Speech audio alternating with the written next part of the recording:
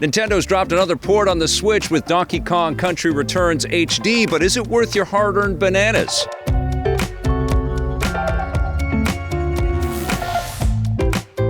Yeah, this is a very strange time for the Nintendo Switch. The Switch 2 has been announced, so we know that we've got some big information and some big hype headed our way with the new console, but Nintendo is still releasing some pretty big titles. We've got Xenoblade Chronicles X from the Wii U headed to the Switch later on this year, and I can't wait for that. That was an amazing game on the Wii U. And of course, we've got Metroid Prime 4 Beyond, which looks to be spectacular for the Nintendo Switch. But right now, we've got Donkey Kong Country Returns HD, and this is a very solid game. It came out initially on the Wii back in 2010, and then it was ported to the 3DS, which I had a chance to take a look at with Donkey Kong Country Returns 3D. And jumping back on the 3DS and seeing that 3D effect on that screen was a bit trippy. It's been a long time since I've checked out the 3D effect on the device. But this is a solid experience, initially made by Retro Studios, and now it's been ported by Forever Entertainment. And Forever's been doing some pretty good work, I think, trying to revitalize some classic video game brands and bring them out for modern gamers out there.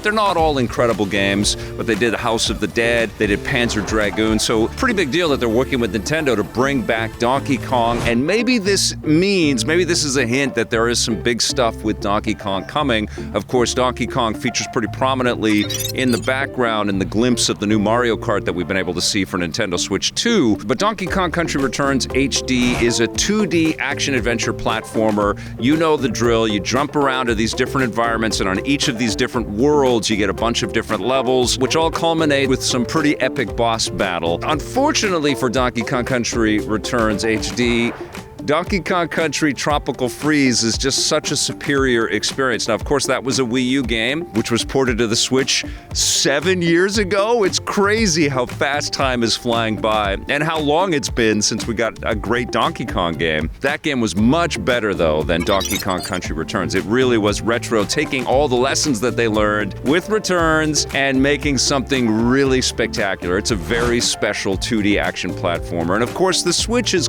home to so many excellent 2D scrolling action-adventure games, lots of Metroidvanias, excellent Metroid games. There are just awesome 2D titles to explore on this console. And of course, you can play the classic Donkey Kong Country games through Nintendo Switch Online, so there is just this tremendous amount of competition, and I think the biggest deficit here, because this is a worthy experience, it's worth jumping into, it's worth fighting these tikis who are brainwashing all of these jungle animals and converting them into enemies that you have to bop on, or in some cases you get to jump onto a rhino and bash through some different obstructions or something. Of course, there's mine carts. My favorite levels are the silhouette levels, which are really enhanced by the time you get into Tropical Freeze, but they were first kind of explored with these visual flourishes way back on the Wii from Retro, so it's cool to re-examine those, and I feel like the game is a worthy kind of jigsaw puzzle piece in the history, in the canon of Donkey Kong, and I think that this is a game for those Donkey Kong fans out there, for the Mario Universe 2D game fans out there, and there are many of us out there that have never played this title before. This is easily the best way to experience it. It's a little bit chuggy going back to the 3D game on the 3DS, and the Wii game was pushing some pretty fantastic art back in the day, but of course that is a super low resolution experience now. This game has been revitalized. You can see that everything has a bit more of an edge to it. I don't know if there's been any AI upscaling technology to get us to Returns HD, but it does look pretty damn sharp. The cutscenes are a little bit fuzzy, and there are some background environmental touches and some characters and stuff that don't look quite up to speed, up to snuff with 2025 gaming. But of course, what really doesn't sit well with Donkey Kong Country Returns HD is that it's sitting at a full premium price tag. It costs the same amount of money to jump into this as it costs to buy The Legend of Zelda Tears of the Kingdom or Super Mario Wonder. And that just doesn't really make sense, especially when we got a vastly superior HD upgrade with Metroid Prime for less than this. It came out, I think, at $40 US, and it was just a much more beautiful port and a superior game. And then you also look at other ports that Nintendo has been doing, like Paper Mario: The Thousand Year Door, which really added some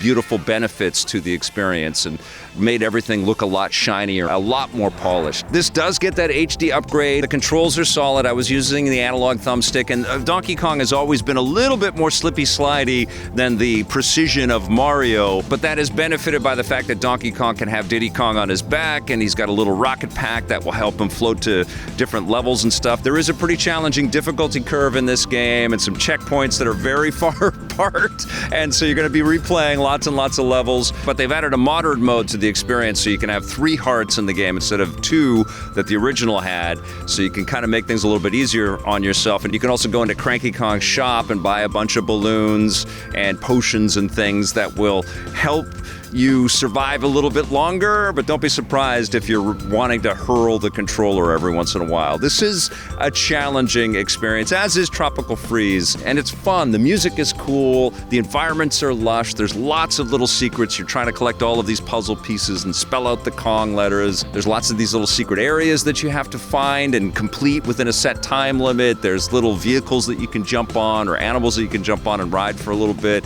There is a lot of things that will make you smile in this game. It's just not as good as Tropical Freeze. And honestly, I think it's like an 8 out of 10 experience with a 6 out of 10 price tag at that full ticket price tag. So I'm going to give Donkey Kong Country Returns HD a 7 out of 10.